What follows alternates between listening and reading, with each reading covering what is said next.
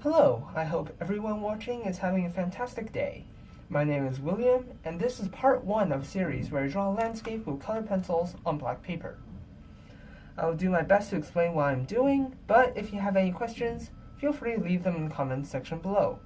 And if you enjoyed this video, please leave a like. So what I have done right now is I taped a piece of, I believe this is 9 by 12 inch black colored paper onto my desk. You can do this onto a board, on an easel, any surface you really want. However, due to budget and space constraints right now, I am stuck with my desk, which is fine. So what I did here is I used some paper tape and just taped the entire thing down on all 4 sides.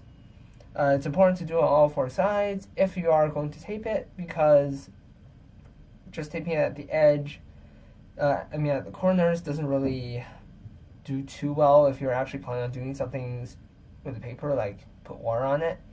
Or in this case, what I want is sort of like a black edge around the finished work. It's kind of like a really discount frame because I literally have no budget right now. So yeah, let's start. I don't actually know what I'm going to do right now. I don't have a pre-planned drawing in mind, so I think I'll just kind of just go with whatever comes to mind then. So let's see. You know what? I like green. Green is a very nice color. So let's take a large number of cool tones, greens, all those wonderful colors. So I think what I'll start with is, let's see, maybe there's a bit of a stream somewhere in this area. Maybe it comes around, like so. I'm starting very lightly with the basic indications of where I want things to go, because I don't want this to show in my final work. I may change it. Now maybe back here, switch to a violet, grayish violet for this. Now this, I recommend using Prismacolor pencils. They are very good. Even the Scholar, the student ones, they may be a bit expensive, but I found this 48 pack in Walmart and they were only $20, and the quality of these are much higher than, say, with Crayola. So if you plan on drawing with a lot of color pencils, I do recommend Prismacolor.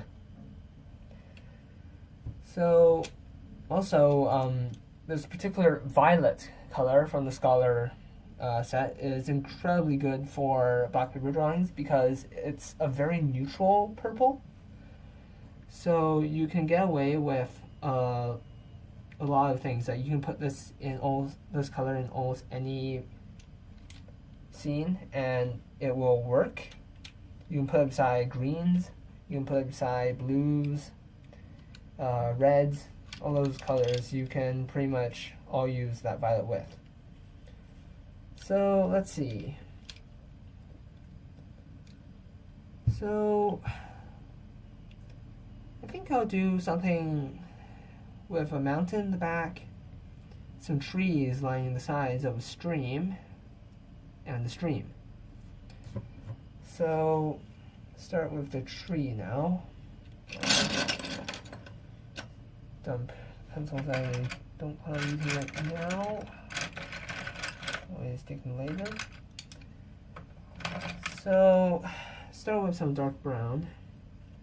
Dark brown in the more expensive Prismacolor set is arguably better. This is with the Scholar set, and this is with the more expensive Premier pencils. You can see a difference. Even though they're both called dark brown, the Scholar set is noticeably lighter. It does often help to have both, actually, because sometimes you don't always want the darkest of colors, but the Premiere is so rich in tone.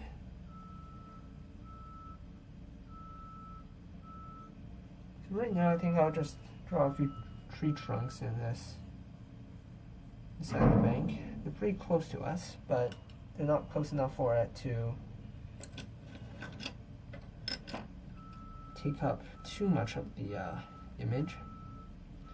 And let's take a green and maybe just put some leaf markings there just to give us a kind of idea where everything will be.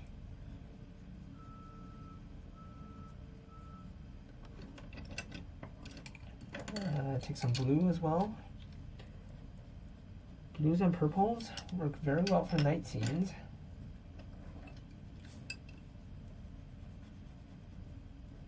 Even trees. Because a tree trunk is never fully brown. There's always, something growing on it. Take some, what is this called? Dark green. Makes sense. And just put a little bit of light color on top.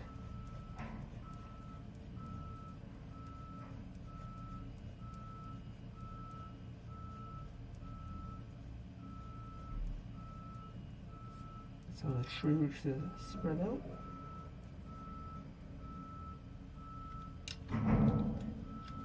And with the grass green, this is pale green of the spider set. Let's draw an indication of some grass.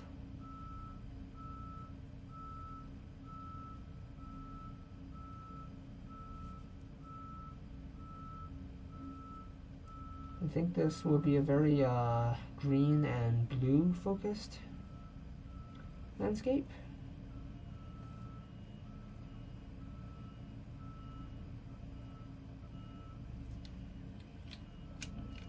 So let's see how it goes. Generally with grasses, you often don't want to use the one actually called grass green, the one that I just showed you, that I just used right here, because it's really, really vibrant. And from my experience, unless you live in an area where there's a lot of rainfall, like say Britain or I guess Vancouver if you're living in Canada, the grass likely isn't going to be this like splendid emerald color. It's more muted, kind of, I don't know. I spent the last 9 years in Saskatchewan and only recently moved to Edmonton, but the prairie climate is very similar, and it is recurring that unless it just rained or it's in early June when the leaves are just starting to grow, it usually seems as if the grass here is pretty not emeraldy, I guess. So what I'm doing here is getting a few trunks out there. You can use a bit of blue if you want. I'm planning on having a stream here, so it does make sense that some of that color might have reflected onto the tree trunk. Don't use it too much. I want it to still be fairly brown in overall tone.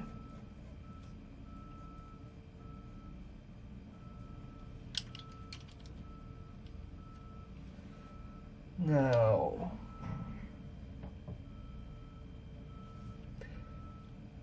what you can do is draw a bit more grass, but I kind of want to get a more overall feel for what this thing is going to look like. So I think after finishing these little tufts of grass maybe around the tree, I'll get to outlining a bit of the stream. So I'm planning on drawing a mountain here, so this is a mountain stream, and stream, all the flowing water near mountains tend to be flowing fairly quickly because they just came from the mountains. If you look at those really wide, slow rivers, they're usually very far away from their source. Or it could just be that the rivers are flowing on very flat ground. But usually, if rivers are close to the mountains or to any terrain elevation, they tend to flow very quickly. So, this stream is going to have a bit of like a rapids feel to it. So I'll just take some of my lighter blues, maybe even some green, and kind of give a little bit of the indication of flowing water. Now this is rough flowing water, not very smooth. And maybe around here, the white, maybe there'll be a bit of a waterfall.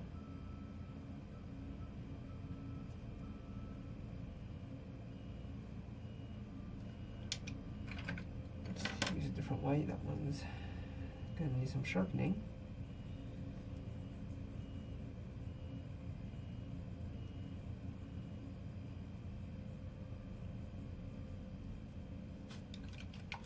Areas of greatest motion should be lighter in water, mostly because when water moves it kind of froths up and end up with lighter color. It's also aware that idea that maybe water in the wild is safer to drink when it's at the base of a waterfall because it's oxidized, but not really. But around the waterfall should be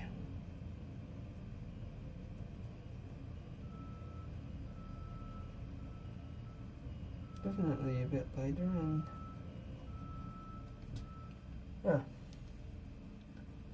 now let's decide on where the water actually hits.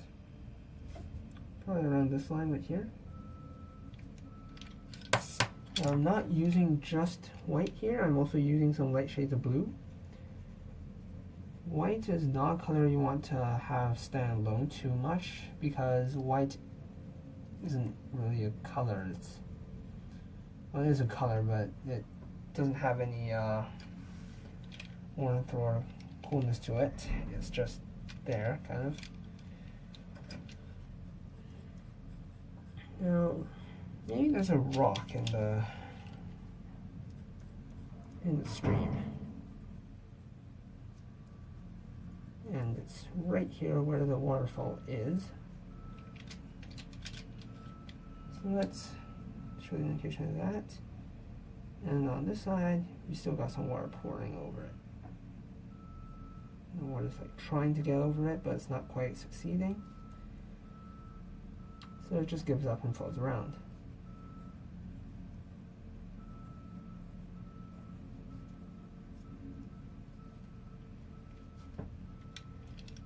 Let's actually give the rock a bit of detail. So what I'm going to do is I'll take a light gray color. This is going to be a big gray rock. Kind of put out the overall outline and shape. Now, the light in this picture is probably going to come from around here, so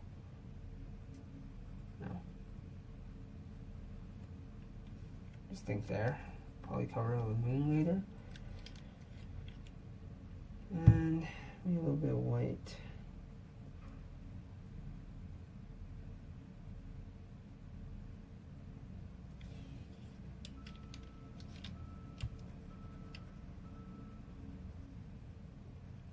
I'm thinking that this is going to be kind of brown and gray, and maybe there's a little bit of purple in this rock. Who knows?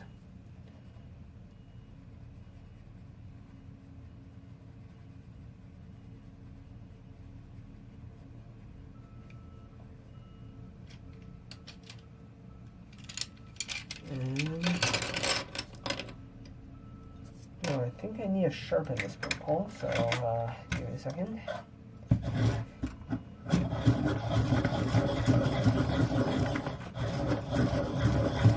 Always draw with sharpened pencils. If your pencils are getting too short, try buying a replacement. Which you need to do soon. I don't have any money.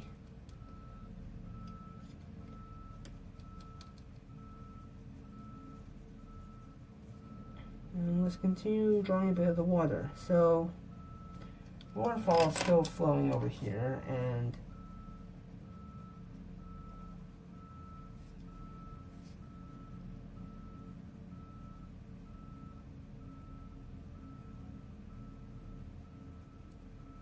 let's continue going back to a bit of the earlier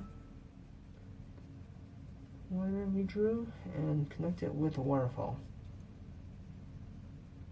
I have the feeling that some of the water is actually going with the stream. You can't just have it like intersect like that, where water is pretty formless. But follows the course of the river, so, or stream in this case, so you should always keep that in mind. Now, right now, we have a pretty solid idea where this is going to go. I think I will draw another rock here.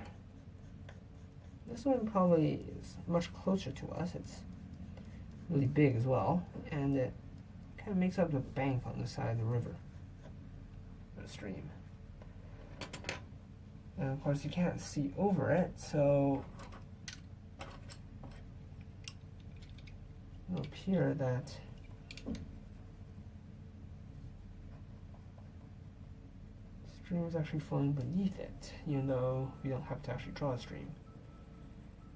Let's see, what kind of rock should this be?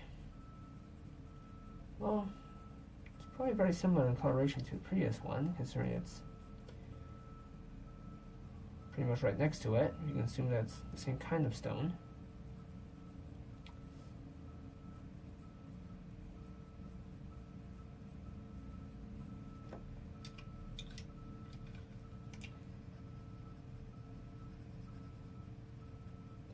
Now what I'm doing here is using a value unit to denote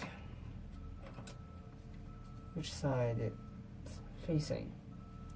Since the light is coming from this side, any surface that is facing that side is going to be significantly lighter than anything that's facing the other side. So this way I can use this light and dark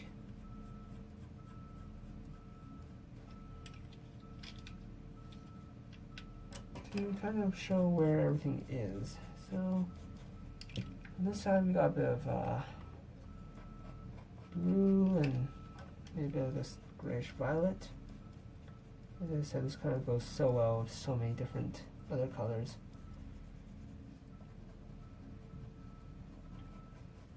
And here we're getting a bit of the idea that this part of the stone is facing that way, and this part of the stone is facing this way.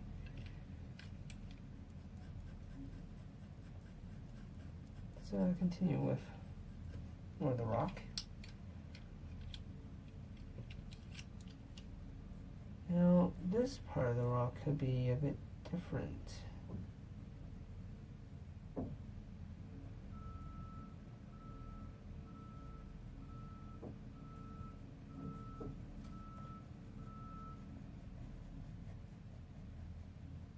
Get a few more shapes out there.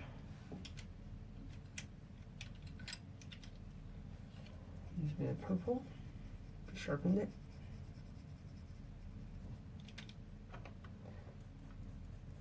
Using this light green. Actually, let's try some of this. It's kind of olive light green. It's called avocado green. I guess that works too.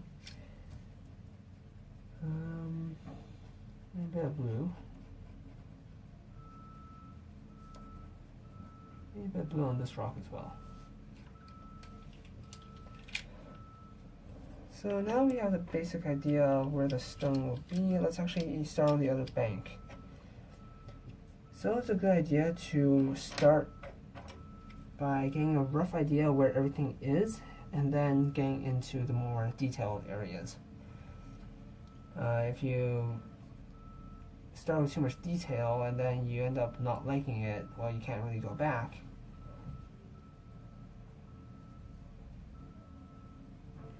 This is especially true with pencil or other erasable mediums, because, well, you can erase them. So, okay, so what do we have here? We have the bank, which is along here.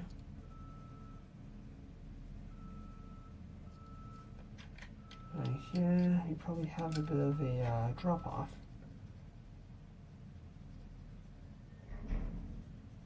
That's right. That should mesh a waterfall. So let's use a darker brown.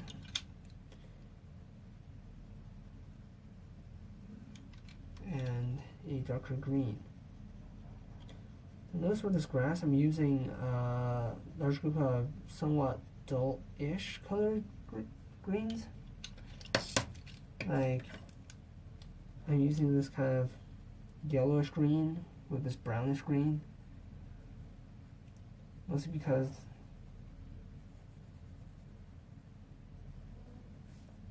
if colors don't really harmonize and looks kind of artificial.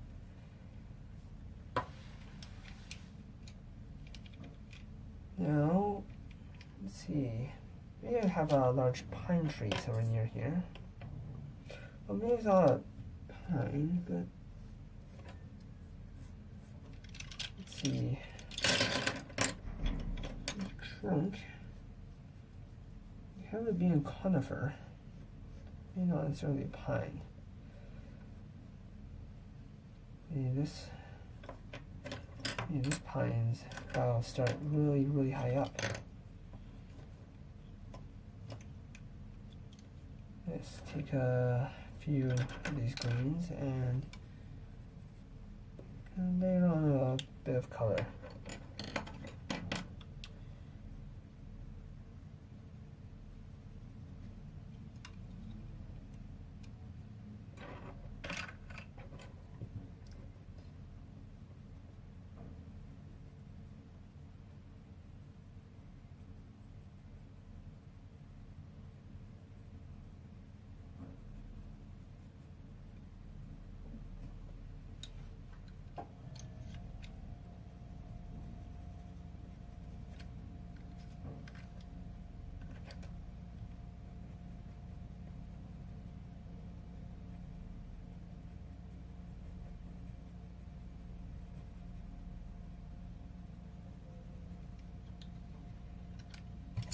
And of course the rest of the tree probably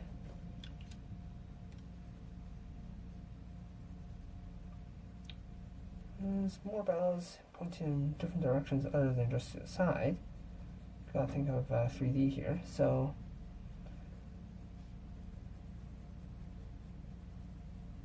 that's the indication that you got more of these. Getting closer to the center as we come closer to the top, since branches are generally shorter towards the top. Tree would be seriously top heavy if it didn't. But that is the start of our tree. It's a pine tree. And I think we can leave this part of the pine for now. And let's focus on something that's behind it. This pine tree is probably pretty lonely growing on the side of the bank alone. So let's add in a few more trees behind it. Use a bit of the violet. Violet is great for kind of dulling down a few of the colors. So if you want to show distance, this could be a color that you could use. But maybe further back, everything looks bluer. So the indication of the leaves back here could be a bit more blue tone than towards the foreground.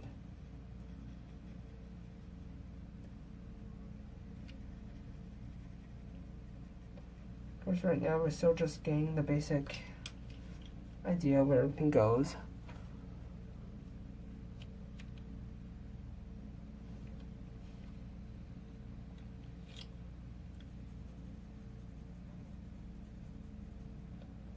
Put in a few highlights, nothing too much.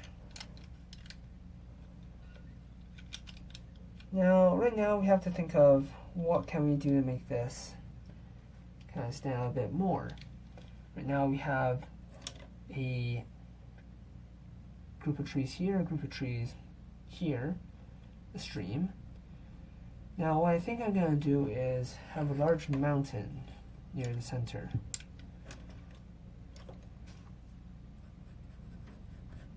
So what I'm going to do is put a few triangular shapes in here. The easiest mountains to draw are the ones that look really triangular. I spent 9 years in Saskatchewan, so not that many mountains in that province. Canada, of course. You could, I guess, find Cypress Hills near the Alberta-US border in Saskatchewan, but I don't know, 9 years living in flatlands, the Canadian prairie, and you end up really liking mountains. Guess you don't really know what you're missing unless you're actually missing it. So once more I'm using this violet color, and I'm getting a general idea of where the mountains are. Now, the light side of the mountains is going to be on this side, since everything else has shown that light is coming from the left. So, right now I'm just kind of filling a tiny bit of color on the side that's going to be more close to the light. Let's go back here. Fill in the rest of the space, and maybe get a few shapes of trees back here too.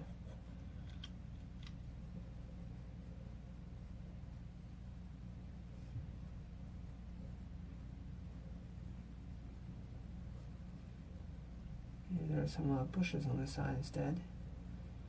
This side seems to go be closer than there. Kind of overlaps. And let's see, hey, it goes a bit like this. Got the grass, slopes up,